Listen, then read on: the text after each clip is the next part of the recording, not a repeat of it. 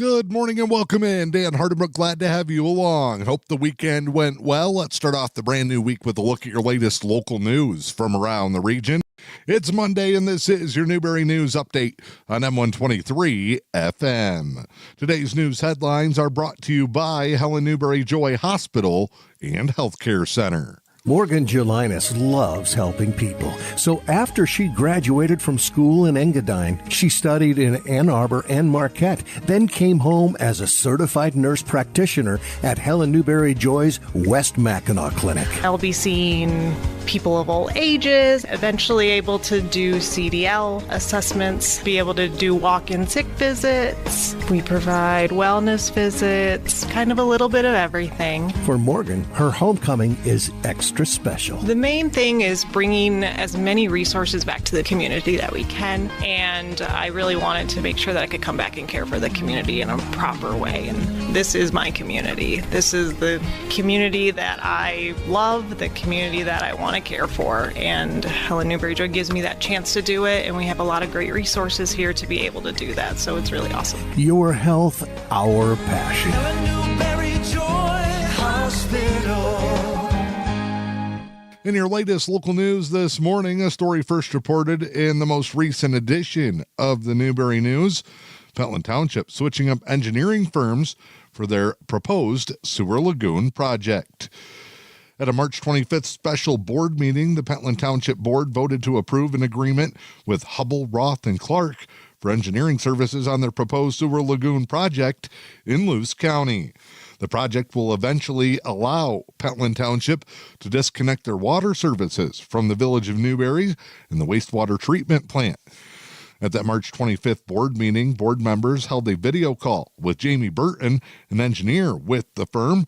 Hubbell, Roth, and Clark is headquartered in Bloomfield Hills with offices scattered throughout the state. They provide engineering services mainly with utility upgrades, road design, and water and wastewater treatment plant construction projects. They've worked with villages, cities, townships, as well as industrial companies and private groups.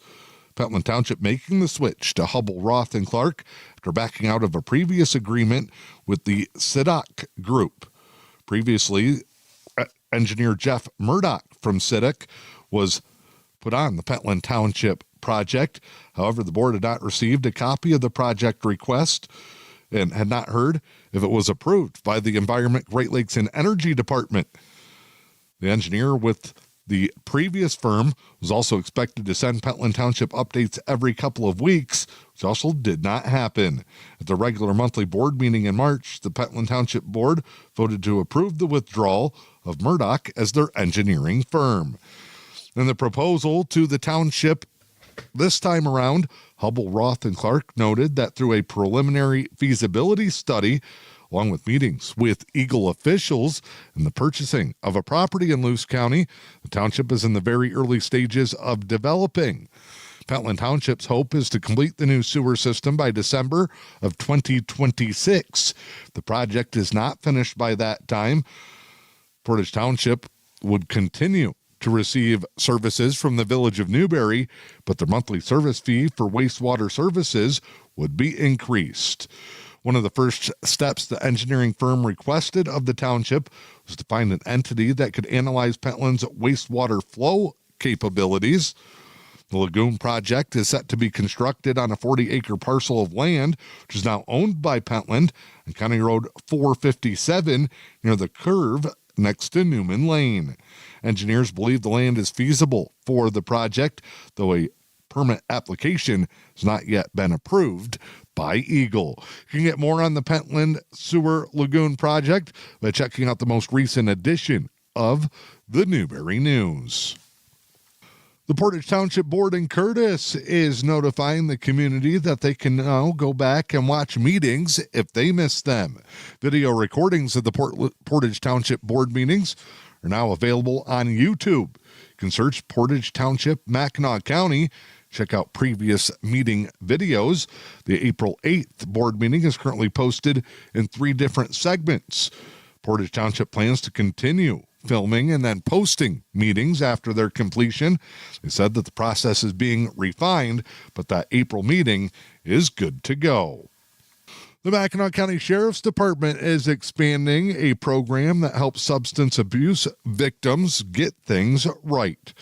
The Medication for Addiction Treatment, or MAT program, is being expanded at the Mackinac County Jail.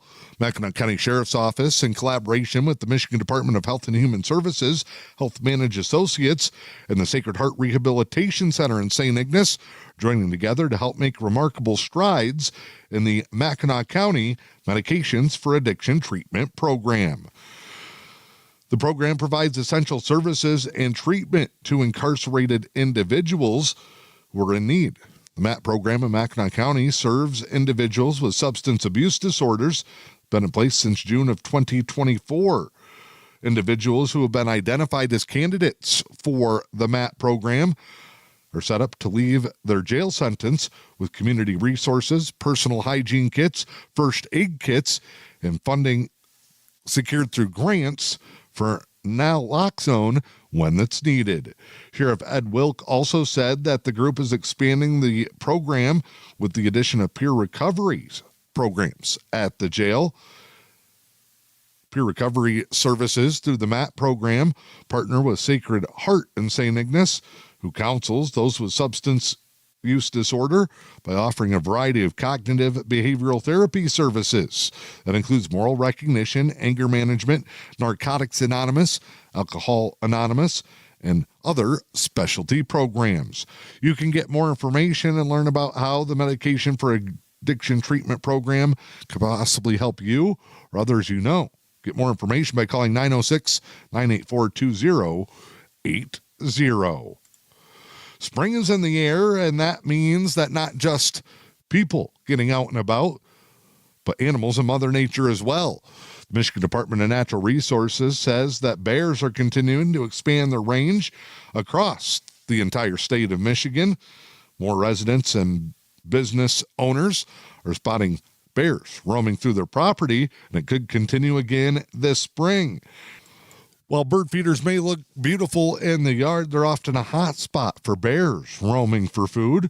Bird feed, including suet, is like a fast food to bear, which can smell bird seed and bird feed from up to a mile away.